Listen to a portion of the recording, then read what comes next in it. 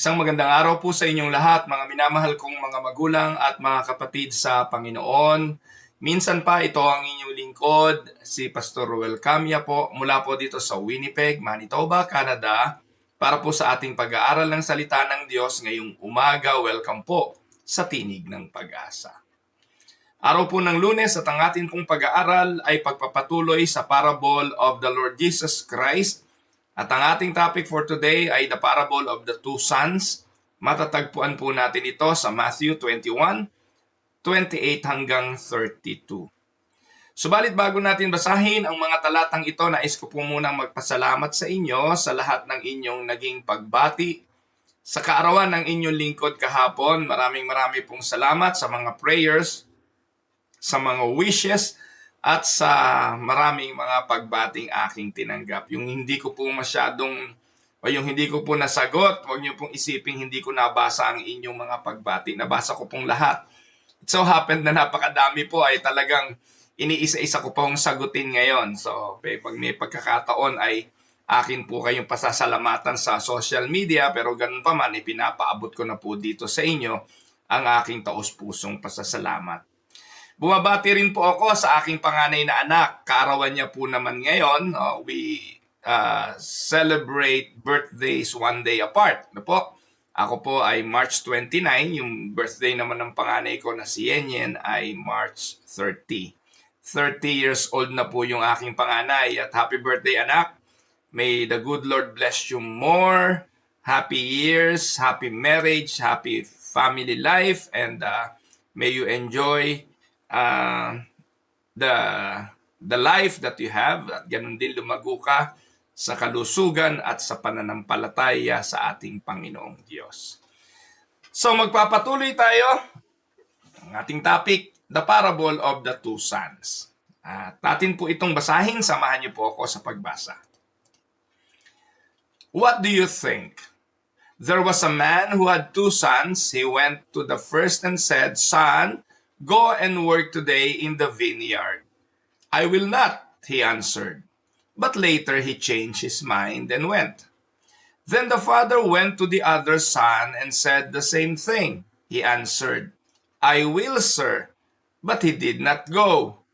Which of the two did what his father wanted? "The first," they answered.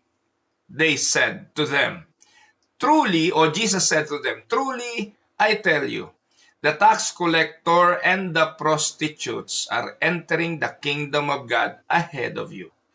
For John came to you to show you the way of righteousness, and you did not believe him. But the tax collectors and the prostitutes did. And even after you saw this, you did not repent and believe him." Pagpalain nawa ng Panginoon ang pagkabasa ng kanyang mga salita na sa araw na ito ay ating pagbubulay-bulayan. And that is the parable of the two sons. Mga minamahal kong mga tagapakinig, taga-subaybay ng Tinig ng Pag-asa, alam niyo po ba na we live in a world full of words? Promises are easily made, but often quickly broken.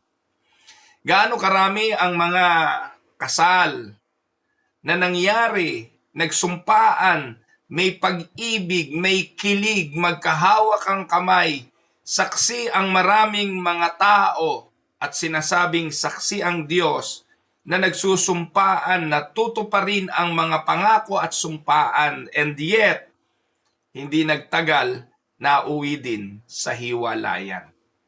Gaano karami ang mga politiko kapag campaign period, ipinapangako ang lahat, ipapasimento ang lahat, kasama ang kalsada, pati mga bukirin. Ipinapangako ang lahat, bibigyan ng 10,000 bawat mamamayan, magiging 20 pesos ang presyo ng bigas. Mga kapatid, mga pangako pero walang natutupad. And most of the time, hindi man politiko, people say, "I will do it," yet never follow through. May mga pagkakataon tayo mismo sa ating mga anak mag-uutos at makakarinig tayo ng salitang, "Opo, mamaya na po, tatapusin ko lamang po ito. Pero paglipas ng mga araw at mga oras, mapapansin ninyo yung iniutos ninyo, hindi rin nagawa. Mga minamahal kong mga magulang at mga kapatid, napangakuan ka na ba nang hindi naman tinupad? O ikaw ba nangako rin na hindi mo naman ginawa? This reality is not only found in the world, it can also be found in the church.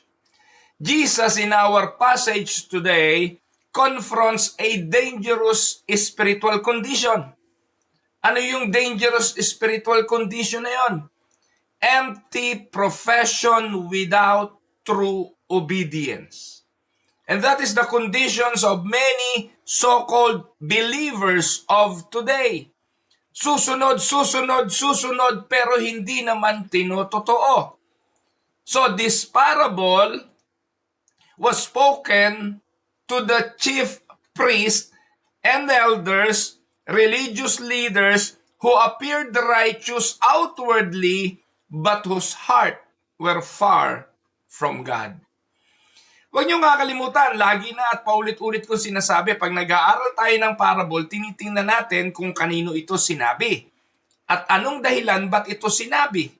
At dito ang audience ng Panginoon, walang iba kundi yung mga punong saserdote, mga chief priest, mga elders ng church, mga taong relihiyoso na nag-aakalang yung kanilang mga ginagawa ay magbibigay ng pase sa kanila sa buhay na walang hanggan.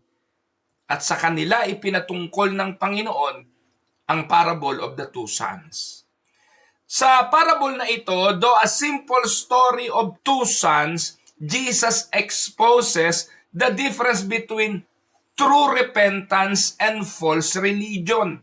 Take note, yung dalawang anak dito na binabanggit sa atin pong parable na binasa ay representasyon ng tunay na pagsisisi at ng huwad na relihiyon. Mga kapatid, this message is not just for them. The message is not just for the intended audience of the time of the Lord, which is the Pharisee, the chief priest, and the elders. This message is also for each and every one of us. The central question is this: are we merely saying the right things, or are we truly obeying God from the heart? Dito pala, magbulay-bulay na tayo eh. Binasa na natin ang mga talata, hindi kailangan ng malalim na pagpapaliwanag para maintindihan. May dalawang anak. Inutusan yung isa, ang sabi, gagawin ko. O yung sabi nung una, hindi ko gagawin. Pero later on, na-realize niya, kailangan niyang gawin, ginawa niya. Yung isang anak naman, sinabi, gagawin ko, pero hindi niya ginawa. Before we plunge into the verses and study the entire parable, tingnan muna natin ang context ng passage. This parable comes during the final week of the Lord Jesus Christ in His earthly ministry. Matthew 21. Yung Matthew 21, Jesus was already entered Jerusalem as king, riding a donkey. So ito po ay prophesied in the Old Testament, papasok ang hari sa Jerusalem, hindi kabayo, kundi donkey ang kanyang sinasakyan. Hindi naman siya papasok bilang hari, a military leader to topple down the Roman government, kung hindi ang pagpasok ng Kristo ay espiritual na pakikipagdigma. Pagpasok niya sa Jerusalem, hindi naman gobyerno ang kanyang iginuho, hindi naman gobyerno ang kanyang kinalaban. Pumasok siya diretso sa templo at itinaob ang mga lamesa ng mga nagtitinda ng kung ano-ano at nagpapalit ng salapi. Nilinis niya ang templo. And there, Jesus started to challenge the religious leaders. They questioned His authority. Kaninong otoridad mo ginagawa ang mga bagay na yan? But instead of answering directly, Jesus gives them parables. Parables that reveal their spiritual blindness. And what we are discussing today is one of those parables. The parable of the two sons. Now, puntahan na natin ang mga talata at ating pag-aralan. Una nating makikita sa talata ay ang unang punto. The son who refused but repented. Mababasa sa verse 29 ng Matthew 21. Ang sabi nung anak na inutusan, I will not. Hindi ako susunod. Yan ang kanyang sagot. And then, later, he changed his mind and he went. So, sa unang pansin, this son appears rebellious. Matigas ang puso because he directly refuses his father's command. Anong nire-represent ng unang anak? Ang unang anak, inire-represent ang puso ng mga makasalanan. This represents open sinners, those who initially reject God. Sino ang mga ito? This represent the tax collectors, the prostitutes, those living in obvious sin. Antimano, unang tingin pa lang, makikita na natin na they say no to God with their lives. Sila yung mga tahasan na lumalabag talaga sa utos ng Diyos, tahasang tumatalikod sa kagustuhang mangyari ng Diyos at ang kanilang mga pamumuhay hindi maikakaila ito. They are living an open sin. Hindi mga ipokrito tong mga to, mga kapatid. Hindi sila hypocrites na nagbabanal-banalan. Sila'y direktang rebellious sa Diyos, hayagan ang kanilang pamumuhay. Alam ng lahat na prostitutes sila, alam ng lahat na tax collector sila, obvious ang kanilang pamumuhay sa kasalanan. Hindi katulad nung iba, banal-banalan pero makasalanan. Mamamatay tao pero ikinukubli. Magnanakaw pero itinatago. Magnanakaw pero nasa simbahan paglinggo. Hindi sila ganon. They don't want to obey God. Tahasan ipinakikita nila sa kanilang buhay na ayaw nila sa kautusan ng Diyos. They say no to God with their lives. But something happens. In the text that we read, the text says they change the mind. He changed his mind. And the changing of the mind, mga kapatid, is a language of repentance. Ang pagbabago ng isip, ang kahulugan nito ay pagsisisi. Repentance means changing of mind. Nagbago ang kanyang isip. At dahil nagbago ang isip, nagbago ang puso, mababago ang pamumuhay. Amen po ba doon? Mababago ang disposisyon. So, ito po'y makikita natin. Kaya, ang theological insight, true repentance is not merely regret. True repentance is a change of mind. It is a spirit work transformation of the heart. Sino makagagawa nito? Ito bang batang ito bang anak na ito, na inutusan at sinabing ayaw, sa palagay nyo ba sa kanyang sarili kaya niyang baguhin yung kanyang pag-ayaw? Theologically speaking, this is the picture of each and every one of us prior to our being born again. This young man, this son, is a representation of each and every one of us.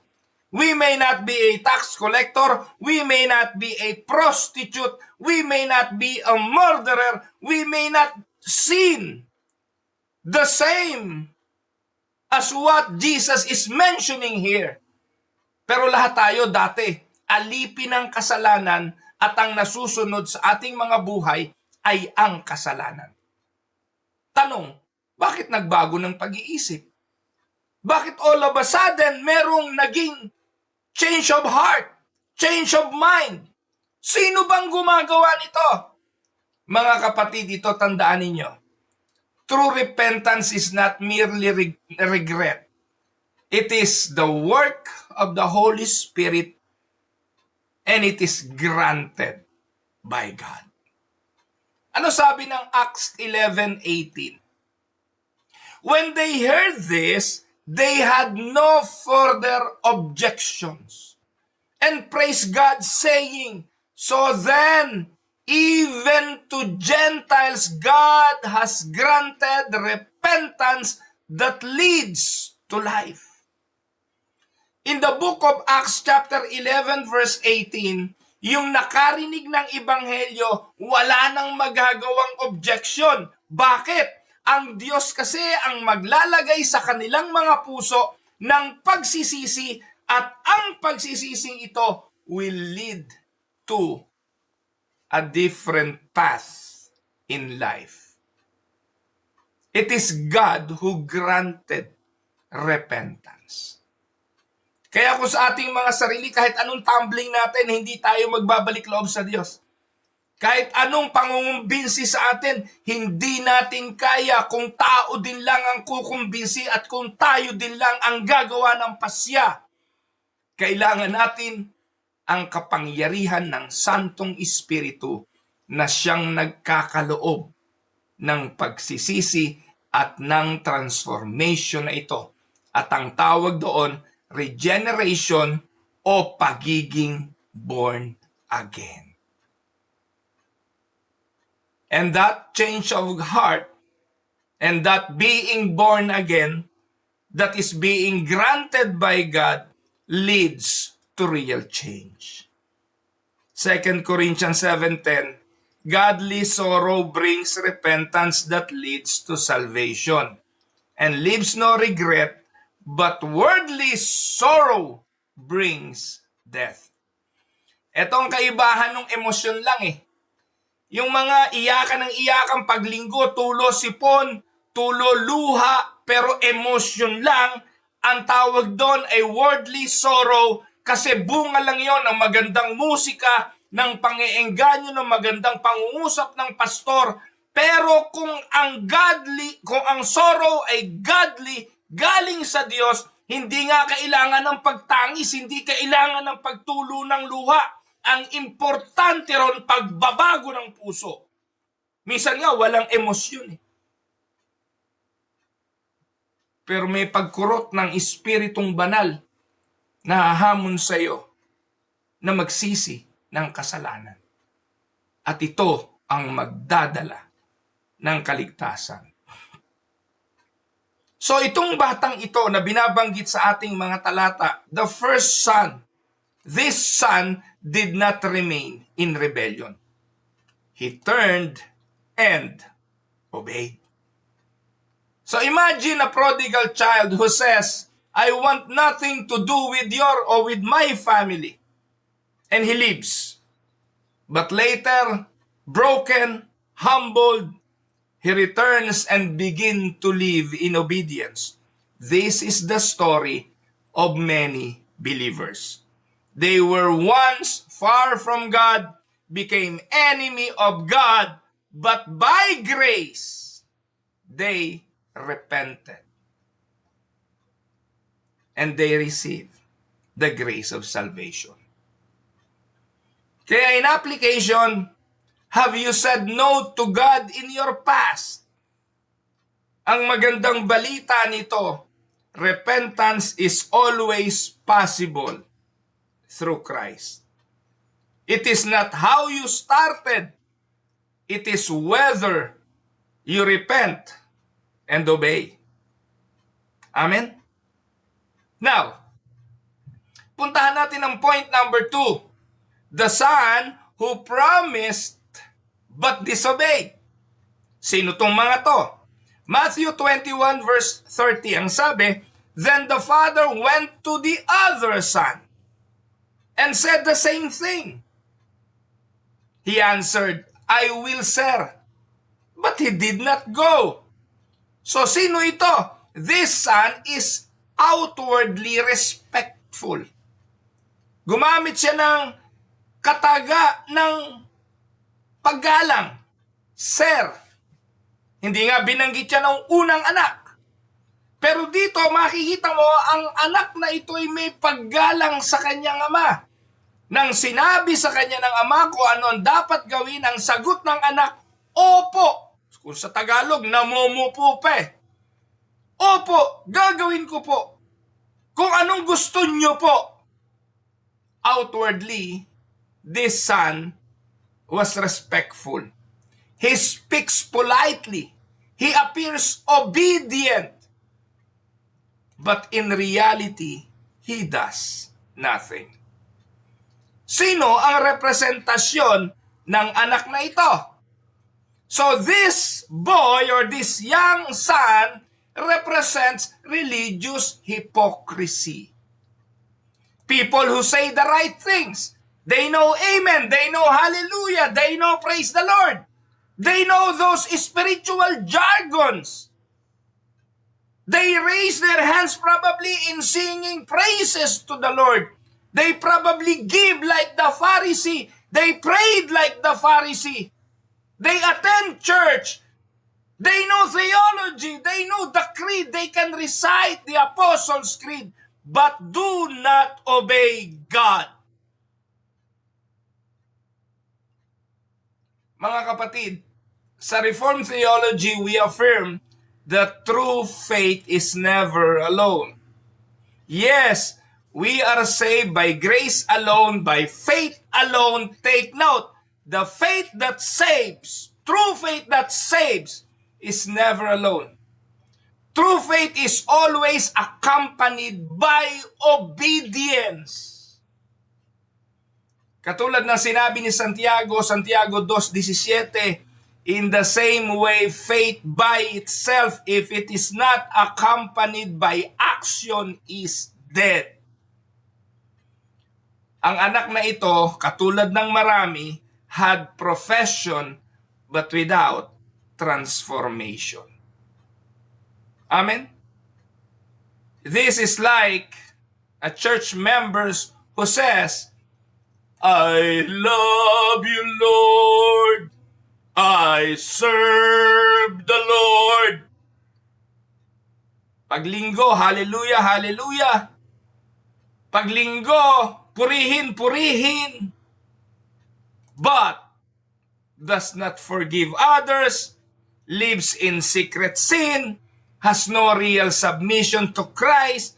Their lips says yes, but their life says no.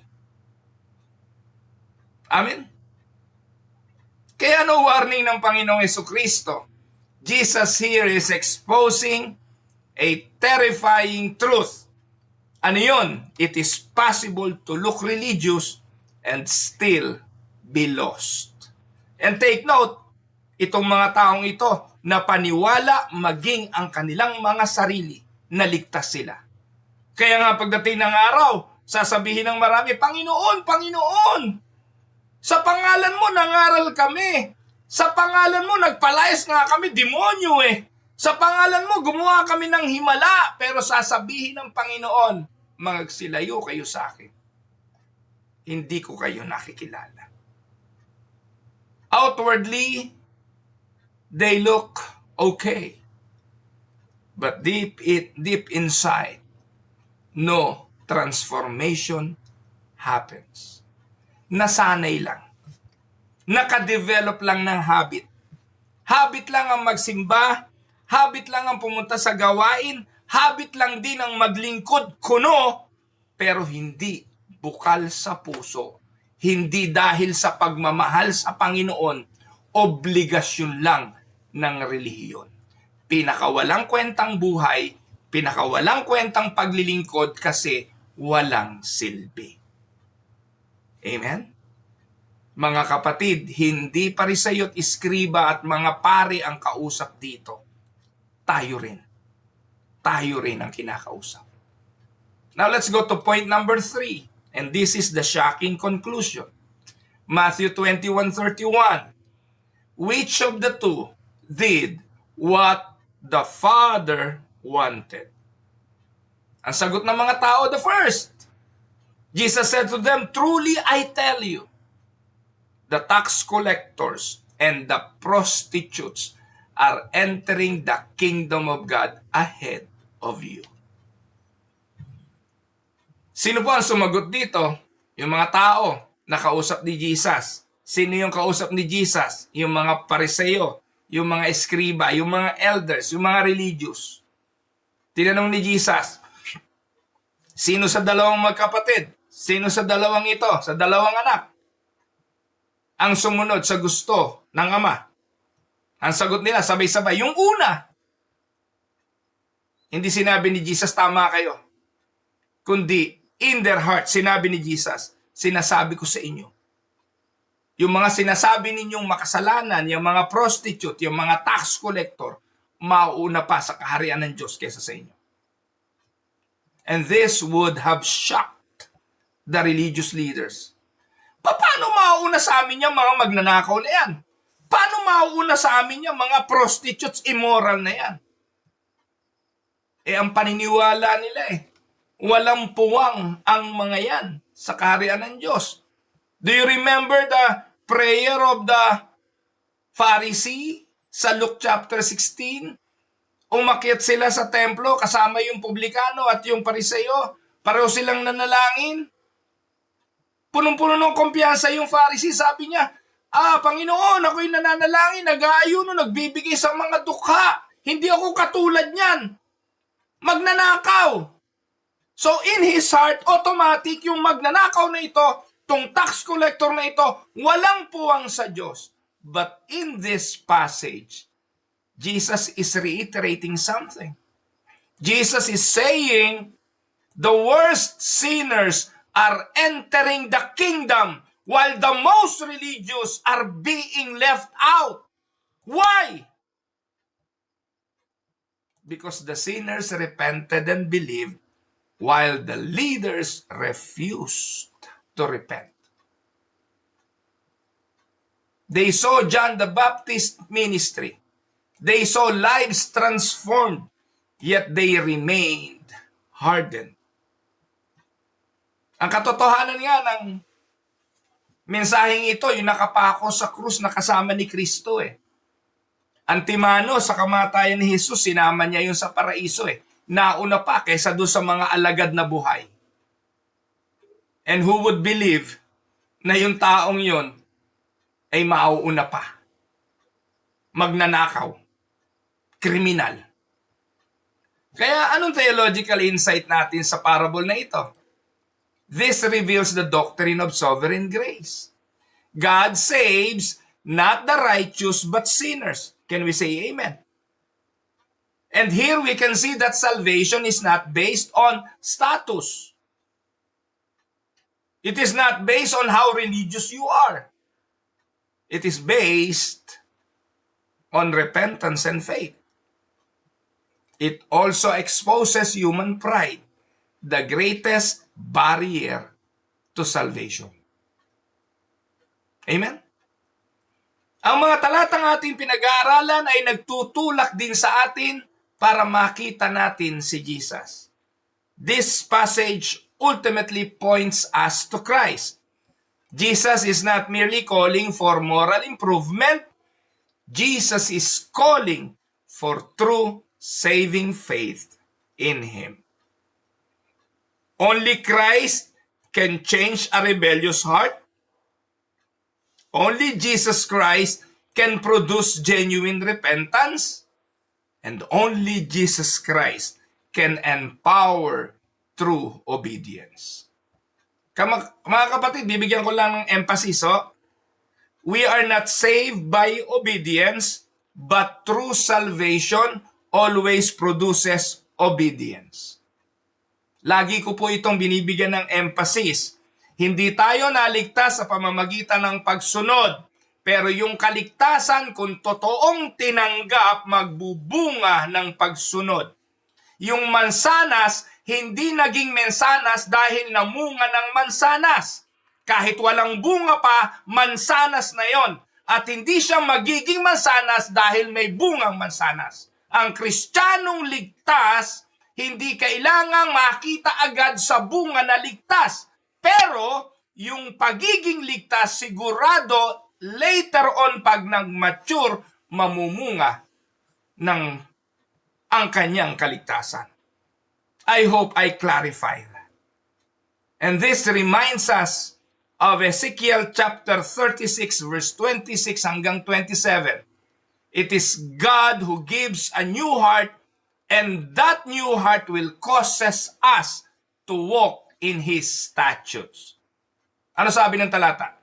I will give you a new heart, and I will put a new spirit in you. I will remove from your heart a heart of stone and give you a heart of flesh. And then, verse 27, and I will put my spirit in you and move you to follow my decrees and be careful to keep my laws. Kaya ang pagsunod sa Diyos, pagsunod sa kanyang kautusan, pamumuhay na may kabanalan, tulong pa rin yan ng kapangyarihan ng Espiritong Banal. Sa ating mga sarili, hindi natin kayang gawin yan. Kaya dito sa mga talatang ito, Christ is both the Savior who forgives our rebellion and the Lord who transforms our lives. Can we say amen? So in application mga kapatid, tandaan, una, i-examine natin ang ating pagsunod.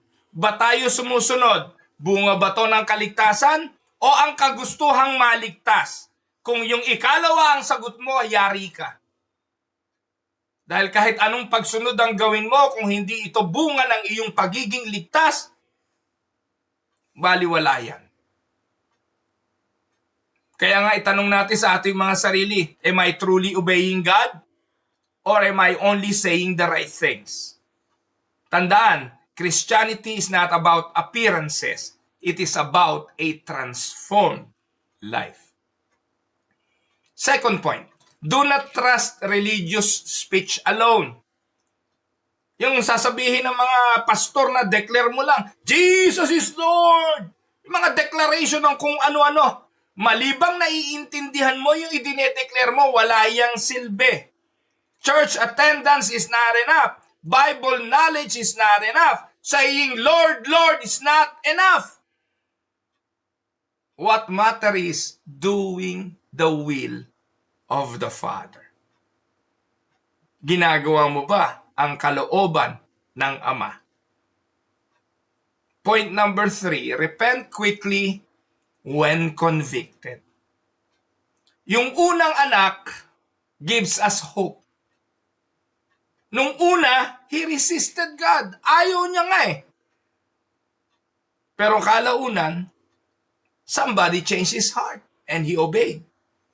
So it is not too late to turn to Him today. Delayed obedience is dangerous, but repentance is always the doorway to grace. Amen, mga kapatid?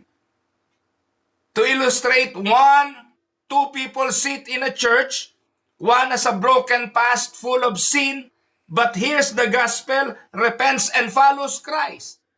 The other, may malinis na imahe, hindi sugarol, hindi magnanakaw, hindi nangangalo niya, alam ang lengguwahe ng pananampalataya, pero hindi naman nagsasubmit sa Diyos.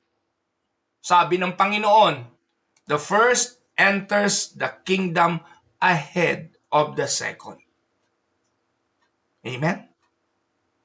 Now, for some reflection questions. 1, am I more like the first son or the second son? Is there any area in my life where I say yes to God but do not obey? Have I truly repented or am I relying on religious identity?